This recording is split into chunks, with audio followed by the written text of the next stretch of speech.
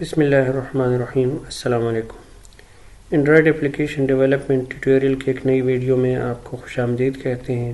Respected students, आज हम पढ़ेंगे जावा ऑपरेटर्स।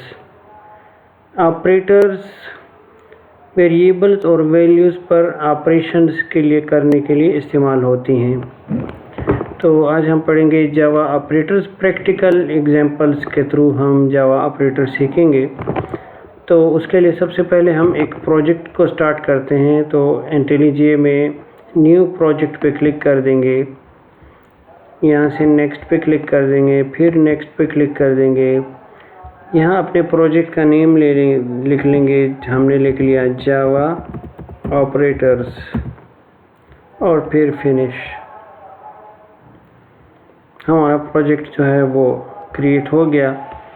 अब हम src के फोल्डर पे राइट क्लिक कर देंगे, एक न्यू जावा क्लास क्रिएट करेंगे। अगर हम जावा क्लास क्रिएट करना चाहते हैं डायरेक्टली तो हम जावा की क्लास का नाम लिख लेंगे। अगर हमने एक पूरा पैकेज बनाना है तो फिर हम पैकेज नेम लिख लेंगे, जैसे com.example या examples डॉट और फिर अपने क्लास का नाम जावा ऑपरेटर्स, इंटर प्रेस कर देंगे। ये हमारा एक क्लास बन गया। जैसे हम पहले सीख चुके कि हर जावा का प्रोग्राम जो है वो सबसे पहले एक फंक्शन को रन करता है, यानी वो जो उसका ओपनिंग पॉइंट होता है उस फंक्शन का नाम होता है मेन।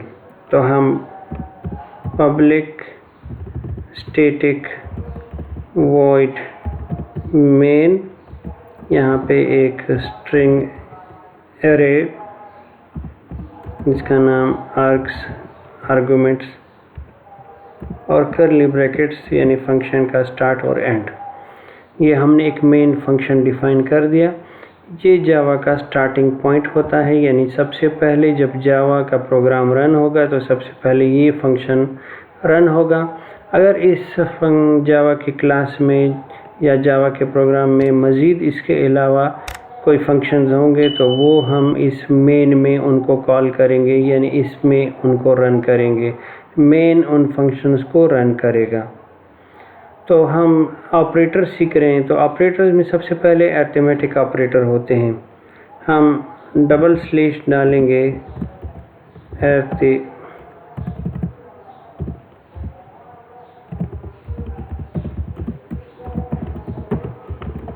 ऑपरेटर्स।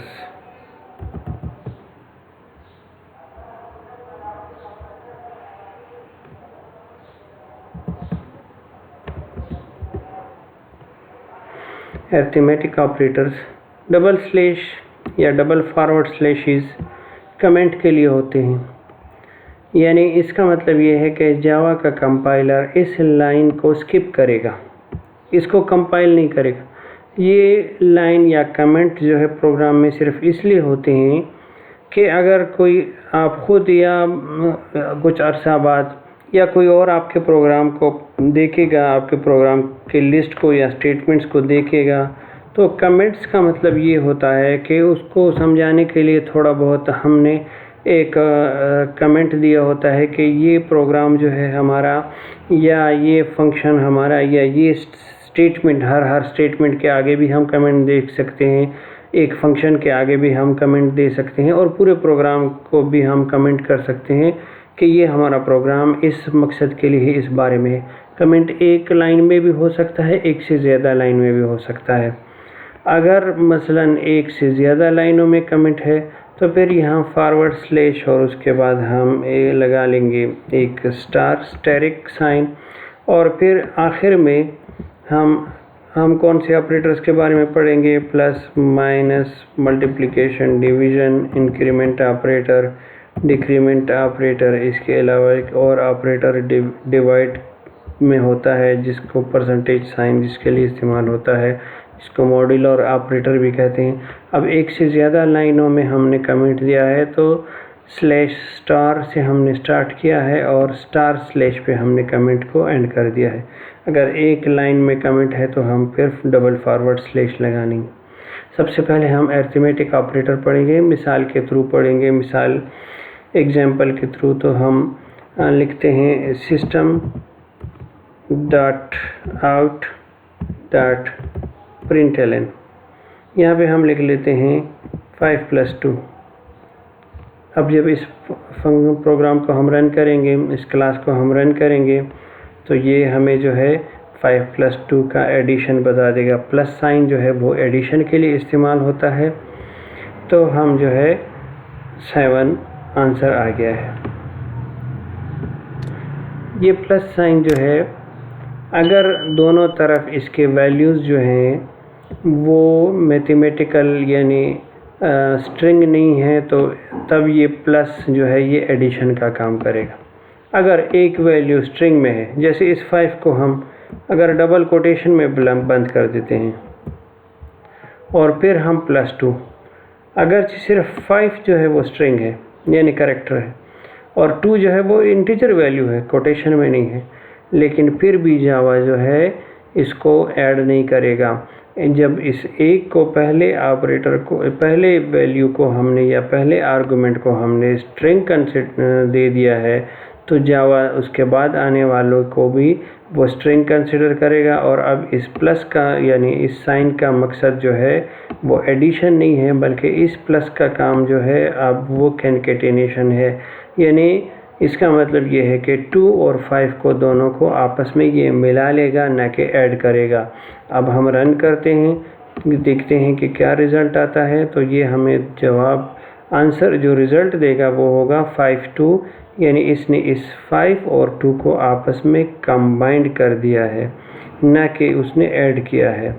तो इसलिए हम ऐसी गलती नहीं करेंगे।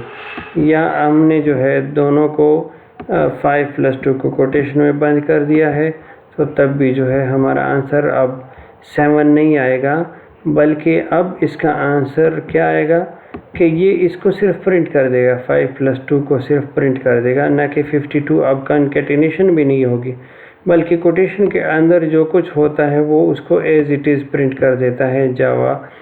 तो 5 + 2 जो है प्रिंट हो जाएगा, या 5 - 2 या जो भी हमने लिखा है।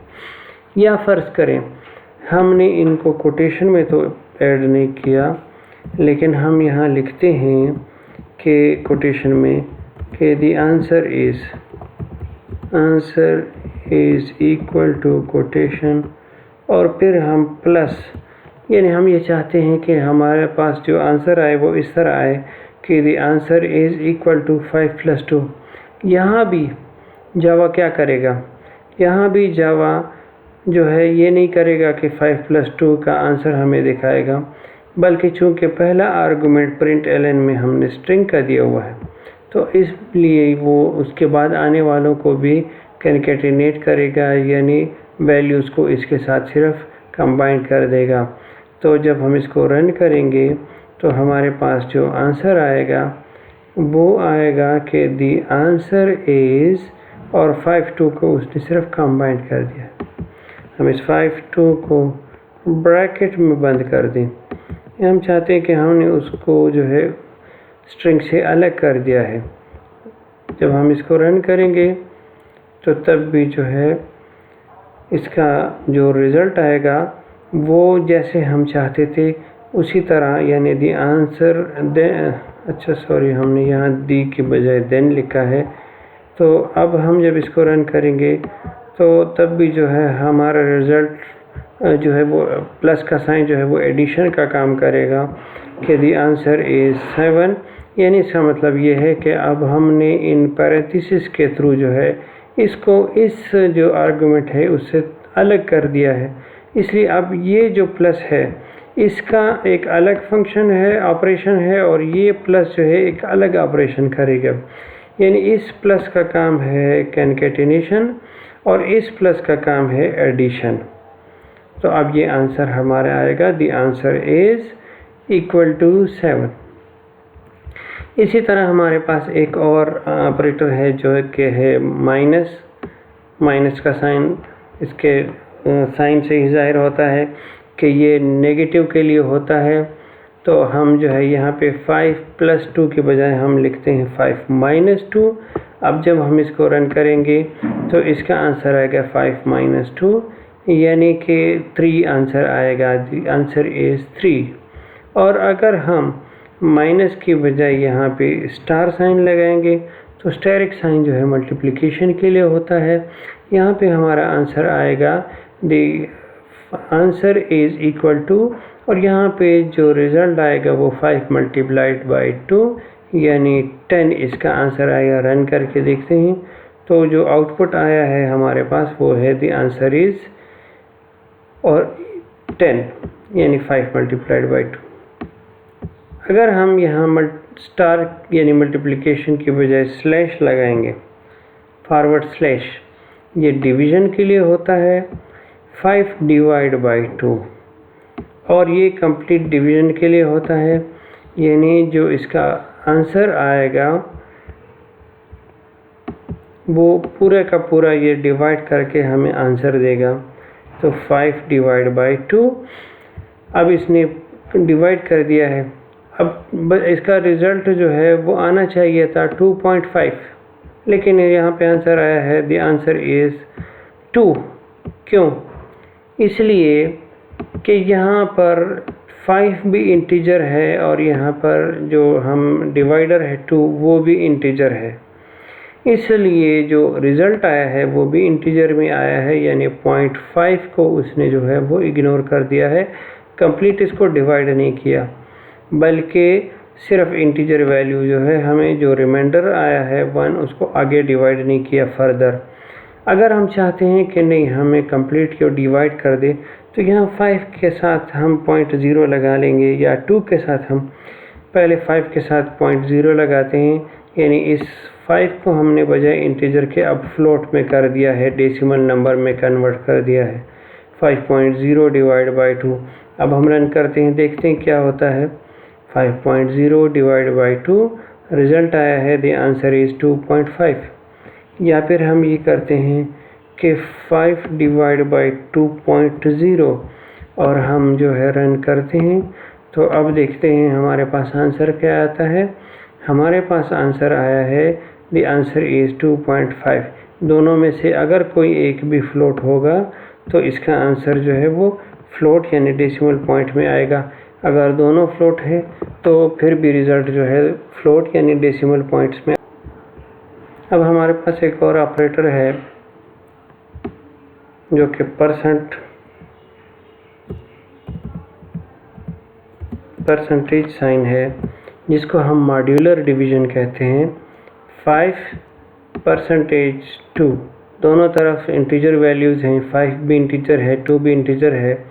अब ये क्या करेगा, जब 5 को हम 2 पे डिवाइड करेंगे तो 2 × 2 = 4, आगे जो इसका रिमाइंडर आएगा 1।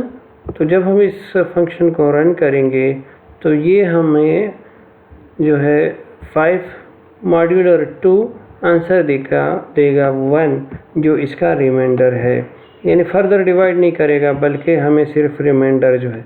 बाद दफ़ा हमें रिमाइंडर चाहिए होता है, हम आगे एग्जांपल्स में पढ़ेंगे कि हमें रिमाइंडर की ज़रूरत पड़ती है, तो हम उसके लिए मॉड्यूलर डिवीज़न। इसके अलावा हमारे पास एक ऑपरेटर है जो हमने पढ़ा है ++। इस ++ का मतलब होता है इंक्रीमेंट। इसके अलावा एक होता है -, इसका मतलब होता है डिक्रीमेंट। हम इसको कैसे यूज़ करते हैं, तो हम ++2 अगर करेंगे इसका मतलब होता है कि 2 में एक और को प्लस कर दो, और इसी तरह -। इस इंक्रीमेंट और डिक्रीमेंट ऑपरेटर को हम वेरिएबल के साथ इस्तेमाल करते हैं। तो हमने एक वेरिएबल लिख लिया इंट a सपोज = 2, इंट की वैल्यू 2 है। यहाँ पर हम एक वेरिएबल प्रिंट करते हैं a++, के a++ की वैल्यू जो है वो प्रिंट कर दो। अब यहाँ पर इन ब्रैकेट्स को लगाने की ज़रूरत नहीं है, क्योंकि वेरिएबल हम लगा रहे हैं तो a की वैल्यू डायरेक्ट हम प्रिंट कर सकते हैं। तो ये आंसर हमें देगा 2। चूँकि a की वैल्यू जो है वो 2 है, तो डायरेक्ट जो है हमें द आंसर इज़ 2 a की वैल्यू प्रिंट कर दें। अगर हम इससे पहले एक ऑपरेशन करते हैं, जैसे a प्लस प्लस, और फिर हम कहते हैं कि इसको प्रिंट कर दो, तो अब a की वैल्यू जो है वो उसमें 2 को प्लस कर देगा और फिर प्रिंट कर देगा। अब द आंसर इज़, और बजाय इसके कि ये हमें देता कि द आंसर इज़ 2, चूँकि यहाँ पे एक ऑपरेशन हुआ है a प्लस प्लस, तो यहाँ पे इसने आंसर दिया है 3। हम यहाँ से इसको ख़त्म करते हैं और यहीं पे लिख लेते हैं a प्लस प्लस। देखते हैं अब क्या रिज़ल्ट आता है। अब रन करते हैं। The answer is 2। दोनों में क्या फ़र्क है? यहाँ पर हमने जब किया था कि a की वैल्यू, वेरिएबल a की वैल्यू हमने कर दी थी 2, डिफ़ाइन की थी। यहाँ पे हमने कर दिया था a प्लस प्लस। इसका मतलब है कि a की वैल्यू में एक इंक्रीमेंट कर दो। इसको हम यूँ भी लिख सकते हैं कि a is equal to a plus 1। दोनों का मतलब एक है।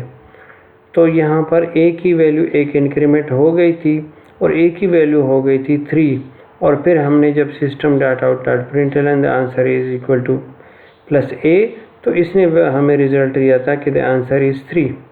लेकिन यहाँ पर हम जो है हम ये कह रहे हैं इसको कि a को प्रिंट कर दो, और प्लस प्लस का सिंबल हमने a के चूँकि बाद में दिया है, जिसका मतलब ये है कि पहले a को प्रिंट कर दो, उसके बाद a की वैल्यू को इंक्रीमेंट कर दो। यानी अगर हम अब इसके बाद एक और system dot out dot println लिखेंगे और उसमें a की वैल्यू प्रिंट करवाएंगे, तो अब a की वैल्यू 3 ये प्रिंट करेगा, ना कि 2, क्योंकि वहाँ पर आउटपुट के बाद उसने a की वैल्यू को इंक्रीमेंट कर दिया था और इसका आंसर आया था 3। अगर हम इस प्लस प्लस को बजाय इसके राइट साइड हमें इसे पहले करते हैं, यानी प्लस प्लस a, इसका मतलब ये होगा कि a को पहले इंक्रीमेंट कर दो, यानी a में एक वैल्यू को इंक्रीज़ कर दो और उसके बाद प्रिंट कर दो। अब इसका आंसर क्या आएगा? अब इसका आंसर आएगा, द आंसर इज़, हम देखते हैं 3। a की वैल्यू को पहले इंक्रीमेंट किया है और फिर जो है उसके बाद प्रिंट कर दिया है। तो प्लस प्लस साइन यानी इंक्रीमेंट या डिक्रीमेंट का साइन, यानी माइनस माइनस, उसको आगे और उसके वेरिएबल के बाद लिखने का में दोनों में फ़र्क है। हम यहाँ पर डिक्रीमेंट ऑपरेटर, एक और वेरिएबल हमने डिफ़ाइन कर दिया है, int b is equal to suppose 4। यहाँ पे हम लिखते हैं system dot out dot println, और हम यहाँ पे b को प्रिंट करते हैं, लेकिन b और उसके बाद माइनस माइनस को बाद में लगाते हैं। b के बाद हमने माइनस माइनस डबल ऑपरेटर। इसका मतलब ये होगा कि ये हमें प्रिंट कर देगा b की वैल्यू यानी 4, और उसके बाद जो है b की वैल्यू से एक डिक्रीमेंट कर देगा, यानी एक डिक्रीज़ कर देगा। तो हमारे पास आंसर जो है वो आएगा 4, यानी ये प्रिंट करेगा 4। हम यहाँ देखते हैं कि इसका आंसर आया है 4। लेकिन अगर हम इस माइनस माइनस को इस b से पहले लगाएंगे, इसका मतलब ये होगा कि पहले b से एक डिक्रीमेंट कर दो, यानी एक डिक्रीज़ कर दो, एक माइनस कर दो, और उसके बाद b की वैल्यू को प्रिंट कर दो। अब अगर हम इसको रन करेंगे तो आंसर हमारे पास आएगा 3, क्योंकि प्रिंट करने से पहले ही b को इसने डिक्रीमेंट कर दिया है। तो ये हमारे पास ऑपरेटर हैं। प्लस साइन एडिशन के लिए होता है, माइनस साइन सब्ट्रैक्शन के लिए, इस मल्टीप्लिकेशन के लिए स्टार, स्लैश डिवीज़न के लिए, परसेंटेज साइन मॉड्यूलर डिवीज़न के लिए होता है, डबल प्लस साइन इंक्रीमेंट के लिए होता है और डबल माइनस साइन डिक्रीमेंट के लिए होता है। हम इन दोनों इंक्रीमेंट डिक्रीमेंट के प्लस और माइनस में हम बीच में स्पेस नहीं दे सकते, इनको एक साथ लिखेंगे। इसका मकसद होगा इंक्रीमेंट और डिक्रीमेंट।